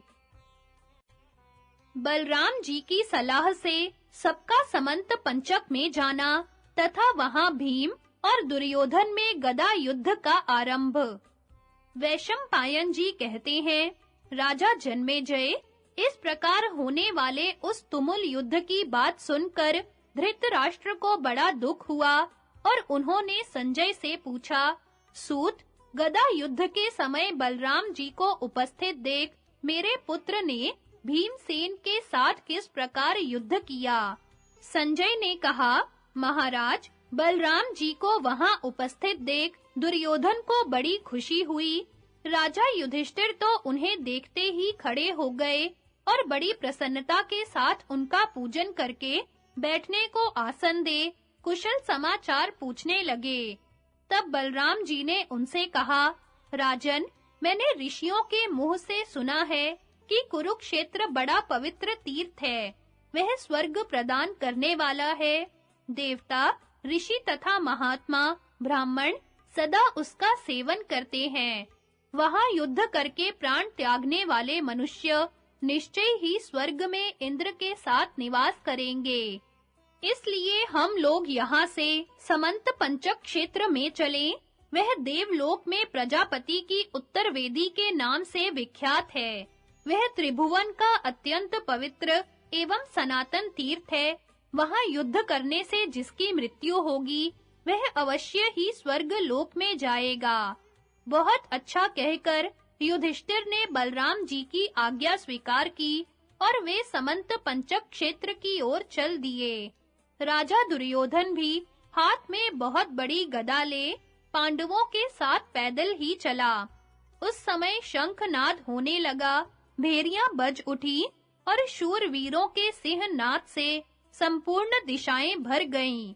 तत्पश्चात वे सब लोग कुरुक्षेत्र की सीमा में आए, फिर पश्चिम की ओर आगे बढ़कर सरस्वती के दक्षिण किनारे पर स्थित एक उत्तम तीर्थ में पहुंचे। वही स्थान उन्हें युद्ध के लिए पसंद आया। फिर तो भीमसेन कवच पहनकर हाथ में बड़ी नोक वाली गदा ले युद्ध के लिए तैयार हो गए। दुर्योधन भी सिर पर टोप लगाए सोने का कवच बांधे भीम के सामने डट गया। फिर दोनों भाई क्रोध में भरकर एक दूसरे को देखने लगे। दुर्योधन की आंखें लाल हो रही थी। उसने भीमसेन की ओर देखकर अपनी गदा संभाली और उन्हें ललकारा। भीम ने भी गदा ऊंची करके दुर्योधन को ललकारा। दोनों ही क्रोध में भरे थे।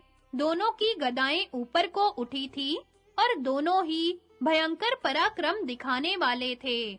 उस समय वे राम रावण और बाली सुग्रीव के समान जान पड़ते थे।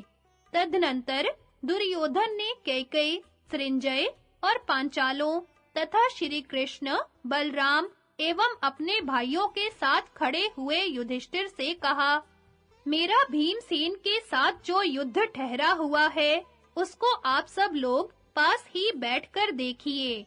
दुर्योधन की इस राय को सबने पसंद किया। फिर सब लोग बैठ गए। चारों ओर राजाओं की मंडली बैठी और बीच में भगवान बलराम जी विराजमान हुए, क्योंकि सब लोग उनका सम्मान करते थे। वैशंपायन जी कहते हैं, यह प्रसंग सुनकर धृतराष्ट्र को बड़ा दुख हुआ। उन्होंने संजय से कहा, सूत, जिसका परिणाम इतना दुखद होता है, उस मानव जन्म को धिक्कार है। मेरा पुत्र 11 अक्षौहिणी सेना का मालिक था। उसने सब राजाओं पर हुक्म चलाया, सारी पृथ्वी का अकेले उपभोग किया, किंतु अंत में यह हालत हुई कि गदा हाथ में लेकर उसे पैदल ही युद्ध में जाना पड़ा। इसे प्रारब्ध के सिवा और क्या कहा जा सकता है? संजय ने कहा, महाराज, आपके पुत्र ने मेघ के समान गर्जना करके जब भीम को युद्ध के लिए ललकारा, उस समय अनेकों भयंकर उत्पात होने लगे। बिजली की गड़गड़ाहट के साथ आंधी चलने लगी, धूल की वर्षा शुरू हो गई और चारों दिशाओं में अंधकार छा गया। आकाश से सैकड़ों उल्काएं टूट-टूट कर गिरने लगी। बिना अमावस्या के ही सूर्य पर ग्रहण लग गया। वृक्षों तथा वनों के साथ धरती डोलने लगी। पर्वतों के शिखर टूट-टूट कर जमीन पर पड़ने लगे। कुओं के पानी में बाढ़ आ गई। किसी का शरीर नहीं दिखाई देता, तो भी देहधारी की सी आवाजें सुनाई पड़ती थी। इन सब अपशकुनों को देखकर भीमसेन ने धर्मराज युधिष्ठिर से कहा, भैया, आपके हृदय में जो कांटा कसकता रहता है, उसे आज निकाल फेंकूंगा। इस पापी को गदा से मारकर इसके शरीर के टुकड़े-टुकड़े कर डालूंगा। अब यह पुनः हस्तिनापुर में प्रवेश नहीं करने पाएगा। इस दुष्ट ने मेरे बिछौने पर सांप छोड़ा, भोजन में विष मिलाया, प्रमाण कोटि में ले जाकर मुझे पानी में गिरवाया, लाक्षा भवन में जलाने का प्रयत्न किया, सभा में हंसी उड़ाई, हम लोगों का सर्वस्व छीना तथा इसी के कारण हमें वनवास एवं अज्ञातवास का कष्ट भोगना पड़ा। आज सबका बदला चुकाकर मैं उन दुखों से छुटकारा पा जाऊंगा। इसे मारकर अपनी आत्मा का ऋण चुकाऊंगा। इस दुष्ट की आयु पूरी हो गई है। अब इसे माता-पिता का दर्शन भी नहीं मिलेगा। आज यह कुल कलंक अपने राज्य, लक्ष्मी तथा प्राणों से हाथ धोकर सदा के लिए जमीन पर सो जाएगा। यह कहकर महापराक्रमी भीमसेन गदा ले युद्ध के लिए डट गए और दुर्योधन को पुकारने लगे। दुर्योधन ने भी गदा ऊंची की। यह देख भीमसेन पुनः क्रोध में भरकर बोले, दुर्योधन, वारणावत में राजा धृतराष्ट्र ने और तूने जो पाप किए थे, उन्हें आज याद कर ले। तूने भरी सभा में रथस्वला द्रौपदी को जो कलेश पहुंचाया था, जुए के समय तूने और शकुनी ने मिलकर जो राजा युधिष्ठिर के साथ वंचना की, उन सब का बदला चुकाऊंगा। खुशी की बात है कि आज तू सामने दिखाई दे रहा है। तेरे ही कारण पितामह भीष्म, आचार्य द्रोण, कर्ण तथा शल्य जैसे वीर मारे गए। तेरे भाई तथा और भी बहुत से क्षत्रिय यमलोक पहुंच गए। सबसे पहले वैर की आग लगाने वाला शकुनी और द्रौपदी को दुख देने वाला प्रातिकामी भी चल बसा। अब तू ही रह गया है, इसलिए तुझे भी इस गदा से मौत के घाट उतारूंगा। इसमें तनिक भी संदेह नहीं है। राजन, भीमसेन ने ये बातें बड़े जोर से कही थी। इन्हें सुनकर आपके पुत्र ने बेधड़क जवाब दिया, वृकोदर, इतनी शेखी बघारने से क्या होगा? चुपचाप लड़ाई कर, आज तेरा युद्ध का सारा हौसला मिटाए देता हूँ। दुर्योधन को तू दूसरे साधारण लोगों के समान मत समझ। यह तेरे जैसे किसी भी मनुष्य की धमकी से नहीं डरता। मैं तो इसे सौभाग्य समझता हूँ। मेरे मन में बहुत दिनों से यह इच्छा थी कि तेरे साथ गदा युद्ध होता, सो आज देवताओं ने उसे पूर्ण कर दिया।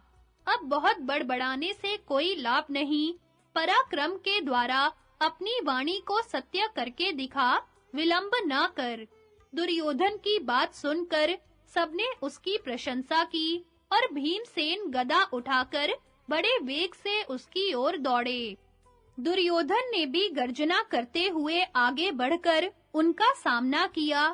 फिर दोनों दो सांडों की तरह एक दूसरे से भिड़ गए। प्रहार पर प्रहार होने लगा। उस समय गदा की चोट पड़ने पर वज्रपात के समान भयंकर आवाज होती थी। दोनों खून से नहा उठे। उनके रक्त रंजित शरीर खिले हुए ढाक के वृक्षों जैसे दिखाई देने लगे। लड़ते-लड़ते दोनों ही थक गए। फिर दोनों ने घड़ी भर विश्राम किया। इसके बाद दोनों ही अपनी-अपनी गदाएं उठाकर आपस में युद्ध करने लगे। भीम और दुर्योधन का भयंकर गदा युद्ध। संजय कहते हैं, महाराज, उन दोनों भाइयों में जब पुनः भिड़ंत हुई, तो दोनों ही दोनों के चूकने का अवसर देखते हुए पैंतरे बदलने लगे। दोनों की गदाएं यमदंड और वज्र के समान भयंकर दिखाई देती थी। भीमसेन जब अपनी गदा को घुमाकर प्रहार करते, उस समय उसकी भयंकर आवाज एक मुहूर्त तक गूंजती रहती थी। यह देखकर दुर्योधन को बड़ा विस्मय होता था। नाना प्रकार के पैंतरे दिखाकर चारों ओर चक्कर लगाते हुए भीमसेन की उस समय अपूर्व शोभा हो रही थी। दोनों एक दूसरे से भिड़कर अपने-अपने बचाव का प्रयत्न करते रहते थे।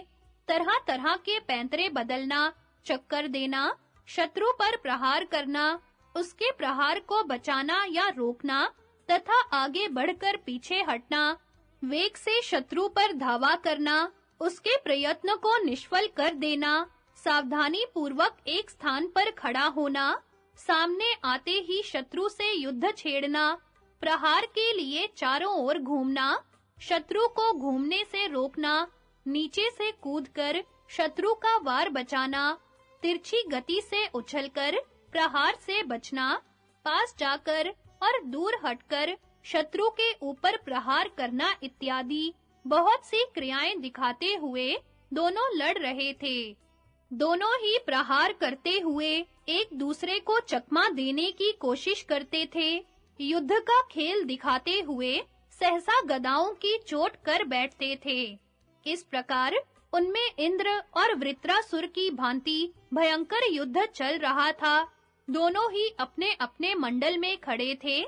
दाएं मंडल में दुर्योधन था और बाएं में भीमसेन। उस समय दुर्योधन ने भीमसेन की पसली में गदा मारी, परंतु भीमसेन ने उसके प्रहार को कुछ भी न गिनकर यमदंड के समान भयंकर गदा घुमाई और उसे दुर्योधन पर दे मारा। यह देख दुर्योधन ने भी अपनी भयंकर गदा उठाकर पुनः भीमसेन पर प्रहार किया। गदा प्रहार करते समय बड़े जोर का शब्द होता और आग की चिंगारियां छूटने लगती थी। दुर्योधन भी अपने युद्ध कौशल का परिचय देता हुआ भीमसेन से अधिक शोभा पाने लगा। भीमसेन भी बड़े वेग से गदा घुमाने लगा। इतने में ही आपका पुत्र दुर्योधन युद्ध के कई पैंतरे दिखाता हुआ भीम पर टूट पड़ा। भीम ने भी क्रोध में भरकर उसकी गदा पर ही आघात किया। दोनों गदाओं के टकराने से भयानक आवाज हुई, चिंगारियां छूटने लगी। भीमसेन ने बड़े वेग से गदा छोड़ी थी। वह ज्यों ही नीचे गिरी, वहां की धरती कांप उठी। यह देख दुर्योधन ने भीमसेन के मस्तक पर गदा का प्रहार किया, किंतु भीमसेन तनिक भी घबराए नहीं। यह एक अद्भुत बात थी। तत्पश्चात भीमसेन ने भी आपके पुत्र पर अपनी बड़ी भारी गदा चलाई, किंतु दुर्योधन फुर्ती से इधर-उधर होकर उस प्रहार को बचा गया। इससे लोगों को बड़ा आश्चर्य हुआ। अब उसने भीमसेन की छाती पर गदा मारी। उसकी चोट से भीम को मूर्छा आ गई और एक क्षण तक उन्हें अपने कर्तव्य का ज्ञान तक न रहा। किंतु थोड़ी ही देर में उन्होंने अपने को संभाल लिया और दुर्योधन की पसली में बड़ी जोर से गदा मारी। उस प्रहार से व्याकुल हो आपका पुत्र जमीन पर घुटने टेक कर बैठ गया और उसे इस अवस्था में देख सृंजियों ने हर्ष ध्वनि की। तब दुर्योधन क्रोध से जल उठा और महान सर्प की भांति फुंकारें भरने लगा।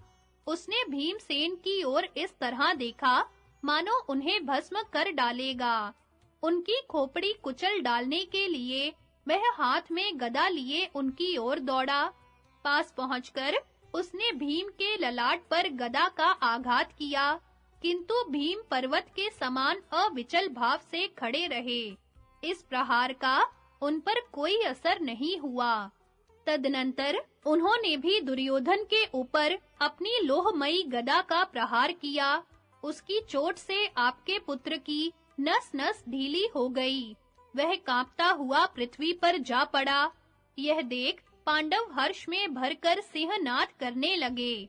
कुछ ही देर में जब दुर्योधन को होश हुआ, तो वह उछलकर खड़ा हो गया और एक सुशिक्षित योद्धा की भांति रणभूमि में विचरने लगा। घूमते-घूमते मौका पाकर उसने सामने खड़े हुए भीमसेन को गदा से मारा।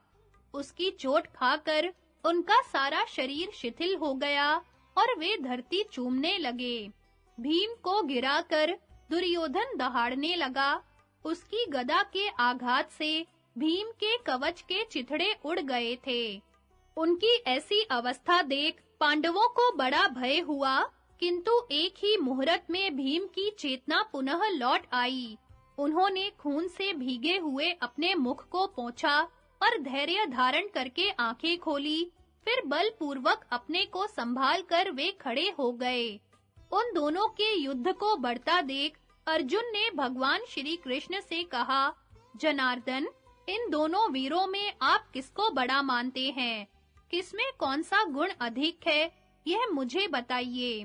भगवान बोले, शिक्षा तो इन दोनों को एक सी मिली है, किंतु भीमसेन बल में अधिक है और अभ्यास तथा प्रयत्न में दुर्योधन बढ़ा चढ़ा है। यदि भीमसेन धर्म पूर्वक युद्ध करेंगे तो नहीं जीत सकते। इन्होंने जुए के समय यह प्रतिज्ञा की है कि मैं युद्ध में गदा मारकर दुर्योधन की जांघें तोड़ डालूंगा। आज ये उस प्रतिज्ञा का पालन करें। अर्जुन, मैं फिर भी यह कहे बिना नहीं रह सकता कि धर्मराज के कारण हम लोगों पर पुनः भय आ पहुंचा है। बहुत प्रयास करके भीष्म आदि कौरव वीरों को मारकर हमें विजय और यश की प्राप्ति हुई थी, किंतु युधिष्ठिर ने उस विजय को फिर से संदेह में डाल दिया है। एक की ही हार जीत से सबकी हार जीत की शर्त लगाकर इन्होंने जो इस भयंकर युद्ध को जुए का दांव बना डाला, यह इनकी बड़ी भारी मूर्खता है। दुर्योधन युद्ध की कला जानता है, वीर है और एक निश्चय पर डटा हुआ है। इस विषय में शुक्राचार्य का कहा हुआ एक श्लोक सुनने में आता है, जिसमें नीति का तत्व भरा है। मैं उसका भावार्थ तुम्हें सुना रहा हूँ।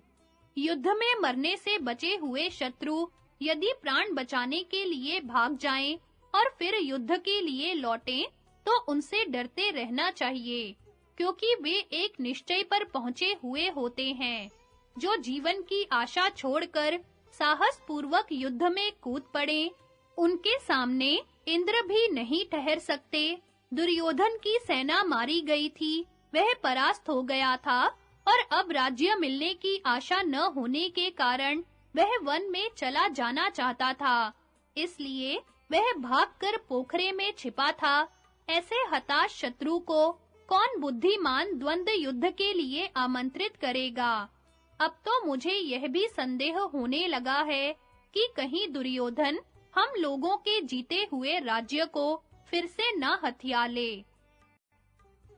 भीम के प्रहार से दुर्योधन की जंघाओं का टूटना, भीम द्वारा दुर्योधन का तिरस्कार और युधिष्ठिर का विलाप। संजय कहते हैं, भगवान श्री कृष्ण की यह बात सुनकर अर्जुन भीमसेन के देखते-देखते अपनी बाईं जंघा ठोंकने लगे। भीम ने उनका संकेत समझ लिया। फिर वे गदा लिए अनेकों प्रकार के पैंतरे बदलते हुए रणभूमि में विचरने लगे। उस समय शत्रु को चकमा देने के लिए वे दाएं-बाएं तथा वक्र गति से घूम रहे थे। इसी तरह आपका पुत्र भी भीम को मार डालने की इच्छा से बड़ी फुर्ती के साथ तरह-तरह की चालें दिखा रहा था।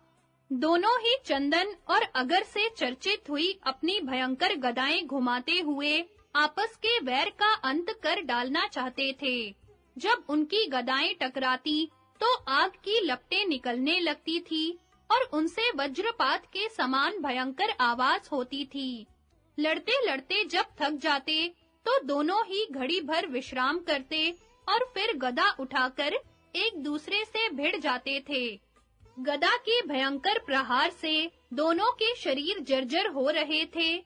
दोनों ही खून में लथपथ थे। उन्हें देखकर ऐसा जान पड़ता था मानो हिमालय पर ढाक के दो वृक्ष फूले हुए हों। अर्जुन ने भीम को जो इशारा किया, उसे दुर्योधन भी कुछ-कुछ समझ गया था। इसलिए वह सहसा उनके पास से दूर हट गया। जब वह निकट था, उसी समय भीम ने बड़े वेग से उस पर अपनी गदा चलाई, किंतु वह अपने स्थान से एकाएक हट गया। इसलिए गदा उसे ना लगकर जमीन पर जा पड़ी। इस प्रकार उनके प्रहार को बचाकर दुर्योधन ने भीम पर स्वयं गदा का वार किया। भीमसेन को गहरी चोट लगी। उनके शरीर से खून की धारा बह चली और वे मूर्छित से हो गए। किंतु दुर्योधन को उनकी मूर्छा का पता न चला, क्योंकि भीम अत्यंत वेदना सहकर भी अपने शरीर को संभाले हुए थे। दुर्योधन ने यही समझा कि अब भीमसेन प्रहार करेंगे, इसलिए उसने उनके ऊपर पुनः प्रहार नहीं किया। वह अपने बचाव की फिक्र में पड़ गया। थोड़ी ही देर में जब भीमसेन पूरी तरह संभल गए, तो उन्होंने दुर्योधन पर बड़े वेग से आक्रमण किया। उन्हें क्रोध में भरकर आते देख दुर्योधन ने पुनः उनके प्रहार को व्यर्थ करने का विचार किया और अवस्थान नामक दांव खेल भीम को धोखे में डालने के लिए ऊपर उछल जाना चाहा। भीमसेन उसका मनोभाव ताड़ गए थे, इसलिए सिंह के समान गर्जना करके उसके ऊपर टूट पड़े। अब वह कूदना ही चाहता था कि भीम ने उसकी जांघों पर बड़े वेग से गदा मारी। उस वज्र सरीखी गदा ने आपके पुत्र की दोनों जांघें तोड़ डाली और वह आर्तनाद करता हुआ जमीन पर गिर पड़ा। जो एक दिन संपूर्ण राजाओं का राजा था, उस वीरवर दुर्योधन के गिरते ही बड़े जोर की आंधी चली, बिजली कौंधने लगी, धूल की वर्षा शुरू हो गई तथा वृक्षों और पर्वतों सहित सारी पृथ्वी कांप उठी। धूल के साथ रक्त की भी वर्षा होने लगी। आकाश में यक्षों, राक्षसों तथा पिशाचों का कोलाहल सुनाई देने लगा। बहुत से हाथ पैरों वाले भयंकर कबंध नाचने लगे। कुओं और तालाबों में खून उफनाने लगा। नदियां अपने उद्गम की ओर बहने लगी। स्त्रियों में पुरुषों का और पुरुषों में स्त्रियों का सा भाव आ गया। इस तरह नाना प्रकार के अद्भुत उत्पात दिखाई देने लगे। देवता, गंधर्व, अप्सराएं, सिद्ध तथा चारण लोग आपके दोनों पुत्रों के अद्भुत संग्राम की चर्चा करते हुए जहां से आए थे वहीं चले गए। संजय कहते हैं, महाराज, आपके पुत्र को इस प्रकार भूमि पर पड़ा देख पांडवों तथा सोमकों को बड़ी प्रसन्नता हुई। तदनंतर प्रतापी भीमसेन दुर्योधन के पास जाकर बोले, अरे मूर्ख, पहले भरी सभा में तूने जो एक वस्त्रा द्रौपदी की हंसी उड़ाई थी और हम लोगों को बैल कहकर अपमानित किया था, उस उपहास का फल आज भोग ले। यों कहकर उन्होंने बाएं पैर से दुर्योधन के मुकुट को ठुकरा दिया और उसके सिर को भी पैर से दबाकर रगड़ डाला। इसके बाद जो कुछ कहा वह भी सुनिए। हम लोगों ने शत्रुओं को दबाने के लिए छल कपट से काम नहीं लिया, आग में जलाने की कोशिश नहीं की, न जुआ खेला, न और कोई धोखाधड़ी की। केवल अपने बाहुबल के भरोसे हमने दुश्मनों को पछाड़ा है। ऐसा कहकर भीमसेन खूब हंसे। फिर युधिष्ठिर, श्री कृष्ण, अर्जुन, नकुल, सहदेव तथा सृंजय वीरों से धीरे-धीरे बोले, आप लोग देखते हैं ना, जो रजस्वला अवस्था में द्रौपदी को सभा के भीतर घसीट लाए थे, वे धृतराष्ट्र के सभी पुत्र पांडवों के हाथ से मारे गए। यह द्रुपद कुमारी की तपस्या का फल है, जिन्होंने हमें तैलहीन तिल के समान सारहीन कहा था। उन सबको सेवकों और संबंधियों सहित मौत के घाट उतार दिया गया। इसके बाद भीम ने दुर्योधन के कंधे पर रखी हुई गदा ले ली और उसे कपटी कहकर पुनः उसके मस्तक को अपने बाएं पैर से दबाया। किंतु उनके इस बर्ताव को धर्मात्मा सोमकों ने पसंद नहीं किया।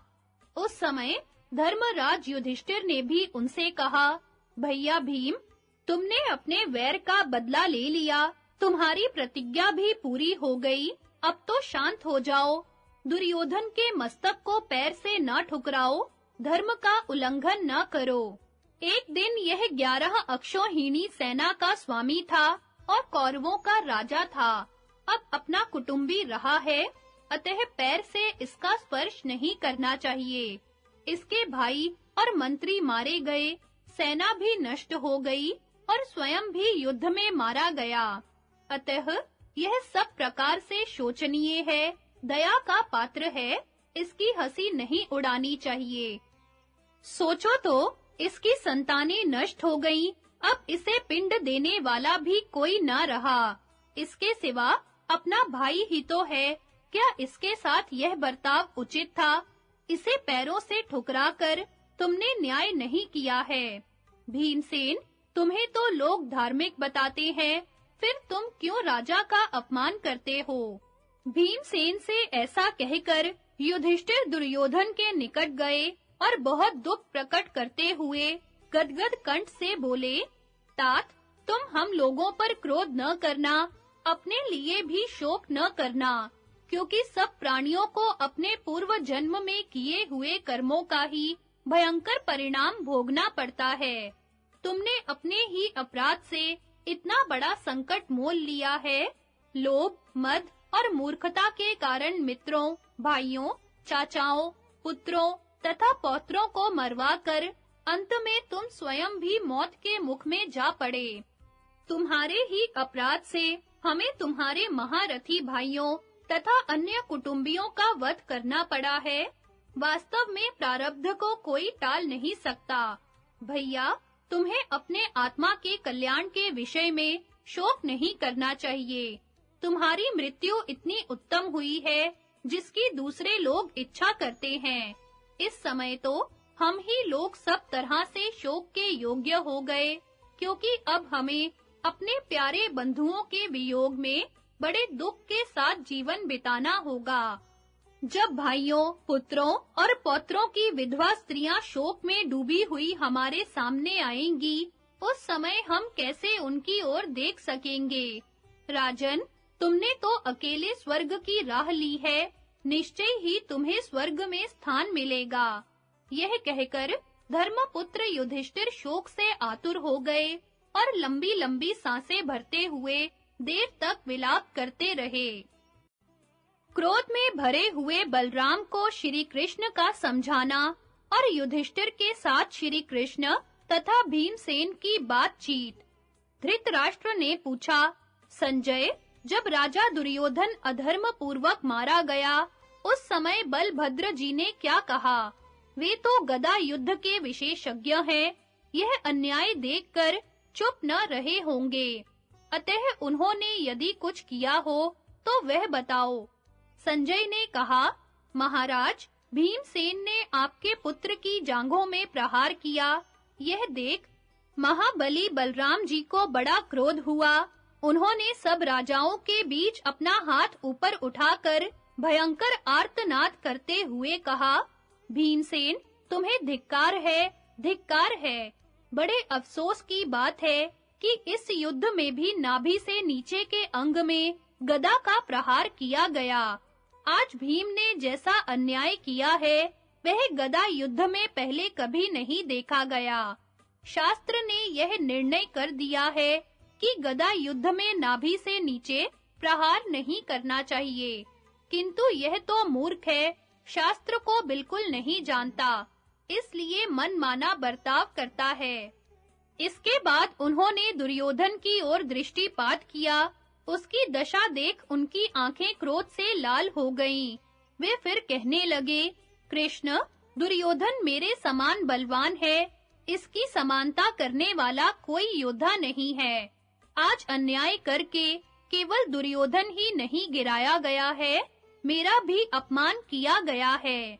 शरणागत की दुर्बलता देखकर शरण देने वाले का तिरस्कार किया जा रहा है। यह कहकर वे अपना हल ऊपर को उठाए भीमसेन की ओर दौड़े। यह देख श्री कृष्ण ने बड़ी विनती और बड़े प्रयत्न के साथ अपनी दोनों भुजाओं से बलराम जी को पकड़ लिया और उन्हें शांत करते हुए कहा, भैया, अपनी उन्नति 6 प्रकार की होती है, अपनी वृद्धि और शत्रु की हानि, अपने मित्र की वृद्धि और शत्रु के मित्र की हानि, तथा अपने मित्र के मित्र की वृद्धि और शत्रु के मित्र की हानि। अपने या मित्र को जब विपरीत दशा में आ घेरती है, तो मन में ग्लानि होती ही है। आप जानते हैं, पांडव हम लोगों के स्वाभाविक मित्र हैं। ये विशुद्ध पुरुषार्थ का भरोसा रखने वाले हैं। बुआ के लड़के होने के कारण हर तरह से अपने हैं। शत्रुओं ने कपटपूर्ण बर्ताव करके पहले इन्हें बहुत कष्ट पहुंचाया है। सभा भवन में भीम ने यह प्रतिज्ञा की थी कि मैं अपनी गदा से दुर्योधन की जांघें तोड़ डालूंगा। प्रतिज्ञा पालन क्षत्रिय के लिए धर्म है और भीम ने उसी का पालन किया है। महर्षि मैत्रेय ने भी दुर्योधन को यही शाप दिया था कि भीम अपनी गदा से तेरी जांघें तोड़ डालेगा। इस प्रकार यही होनहार थी। मैं भीम का इसमें कोई दोष नहीं देखता। इसलिए आप अपना क्रोध शांत कीजिए। बुआ और बहन के नाते पांडवों के साथ हम लोगों का यौन संबंध भी है। मित्र तो ये है ही, अतः इनकी उन्नति में ही हम लोगों की भी उन्नति है। इसलिए आप क्रोध न कीजिए। श्री कृष्ण की बात सुनकर धर्म को जानने वाले बलदेव जी ने कहा, सत्पुरुषों ने धर्म का अच्छी तरह आचरण किया है, किंतु वह अर्थ और काम इन दो वस्तुओं से संकुचित हो जाता है। अत्यंत लोभी का अर्थ और अधिक आसक्ति रखने वाले का काम, ये दोनों ही धर्म को हानि पहुंचाते हैं। जो मनुष्य काम से धर्म और अर्थ को, अर्थ से धर्म और काम को तथा धर्म से काम और अर्थ को हानि न पहुंचाकर धर्म, अर्थ तथा काम इन तीनों का सेवन करता है, वही अत्यंत सुख का भागी होता है। भीमसेन ने तो धर्म को हानि पहुंचाकर इन सबको विकृत कर डाला है।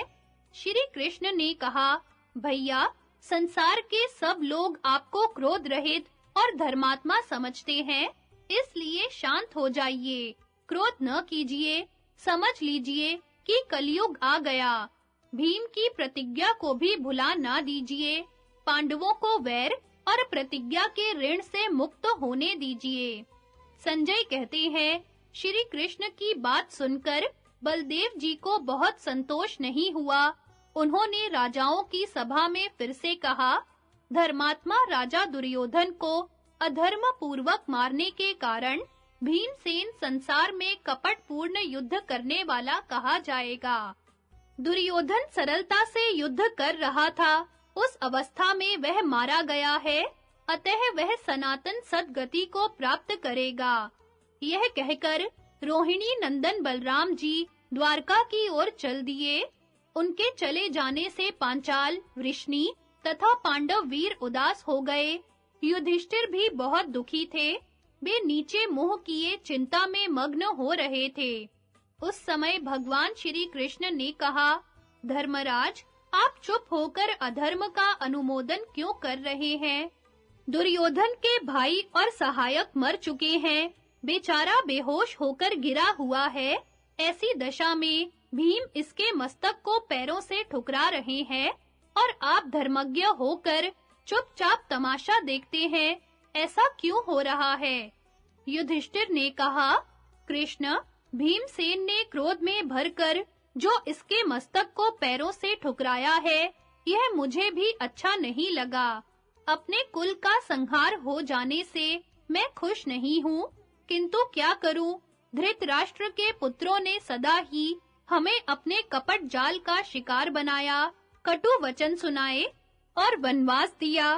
भीमसेन के हृदय में इन सब बातों के लिए बड़ा दुख था।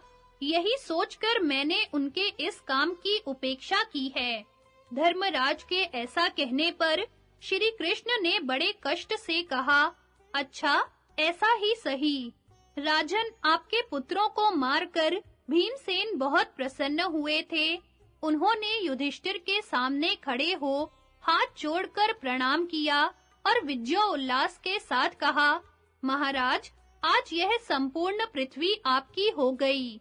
इसके कांटे दूर हुए और यह मंगलमयी हो गई। अब आप अपने धर्म का पालन करते हुए इसका शासन कीजिए। कपट से प्रेम करने वाले जिस मनुष्य ने कपट करके ही वैर की नींव डाली थी, वह मारा जाकर पृथ्वी पर पड़ा हुआ है। जिन्होंने आपसे कटु वचन कहे थे, वे दुःशासन, कर्ण तथा शकुनी भी नष्ट हो गए। अब सारा राज्य आपका है।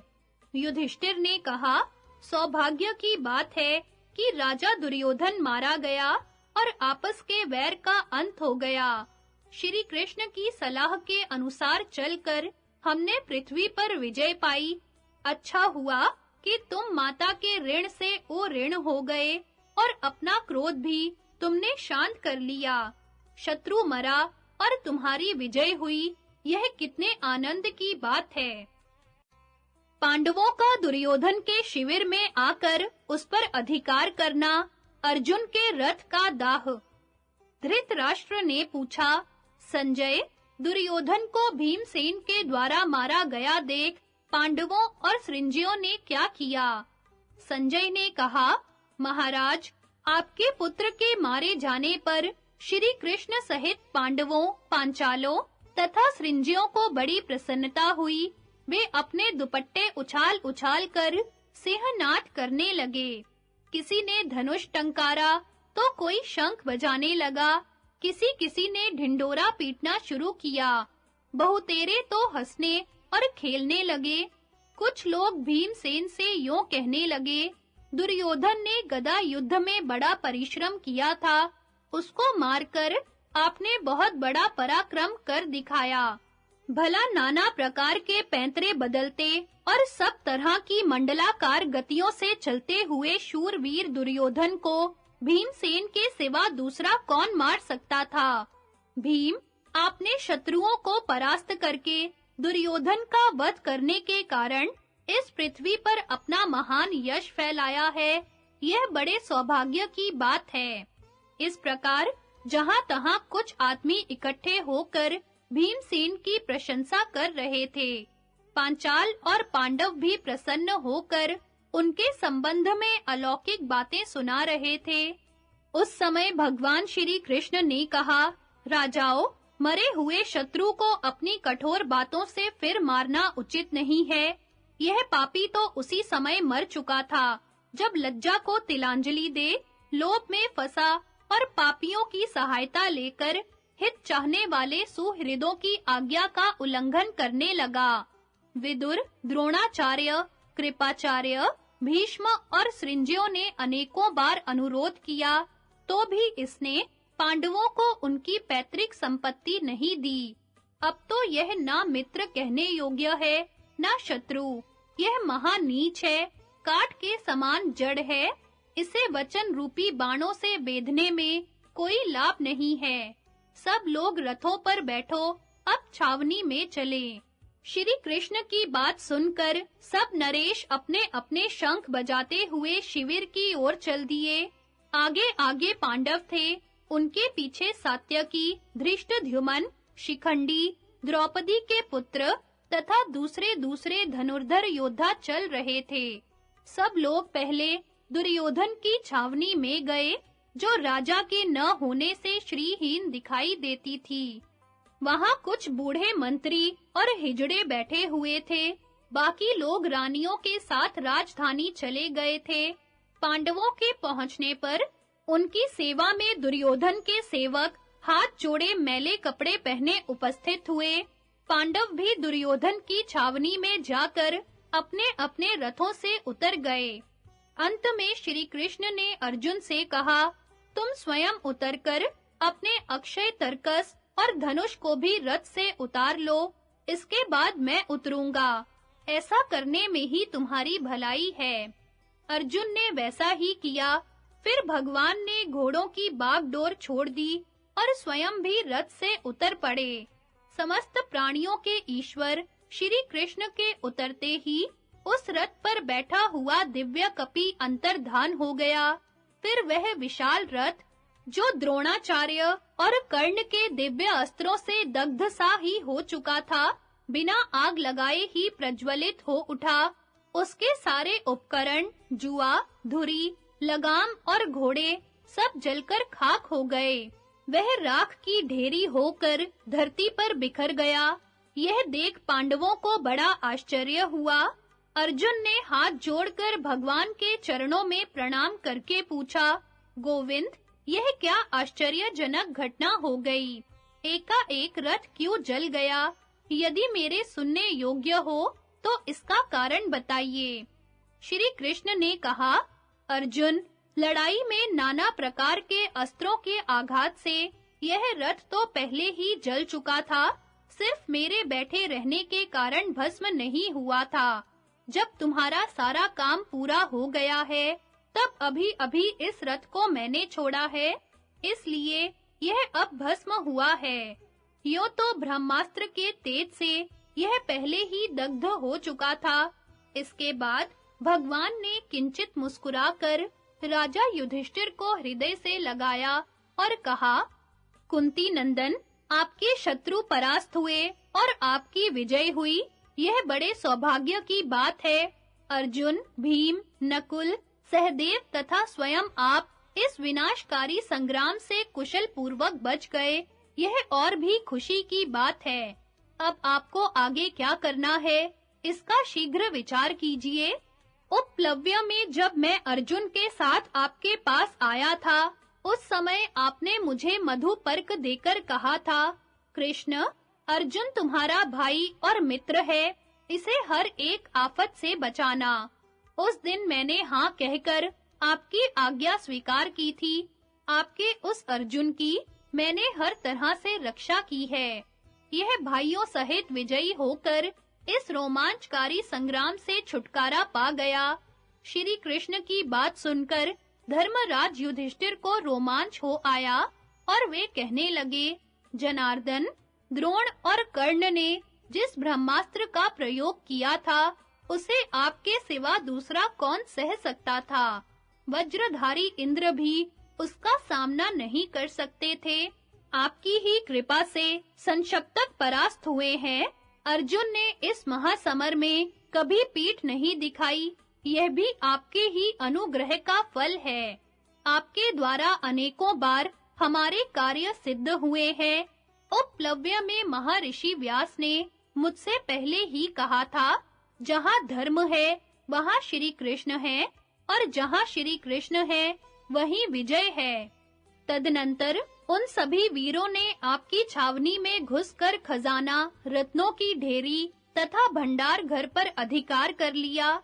चांदी, सोना, मोती, मणि, अच्छे-अच्छे आभूषण, बढ़िया कंबल, मृगचर्म तथा राज्यों के बहुत से सामान उनके हाथ लगे। साथ ही असंख्य दास-दासियों को भी उन्होंने अपने अधीन किया। महाराज, उस समय आपके अक्षय धन का भंडार पाकर पांडव खुशी के मारे उछल पड़े, किलकारियां मारने लगे। इसके बाद अपने वाहनों को खोलकर वे वहीं विश्राम करने लगे।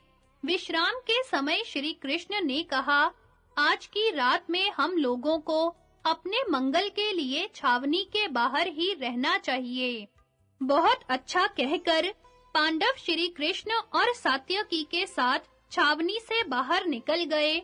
उन्होंने परम पवित्र ओघवती नदी के किनारे वह रात व्यतीत की।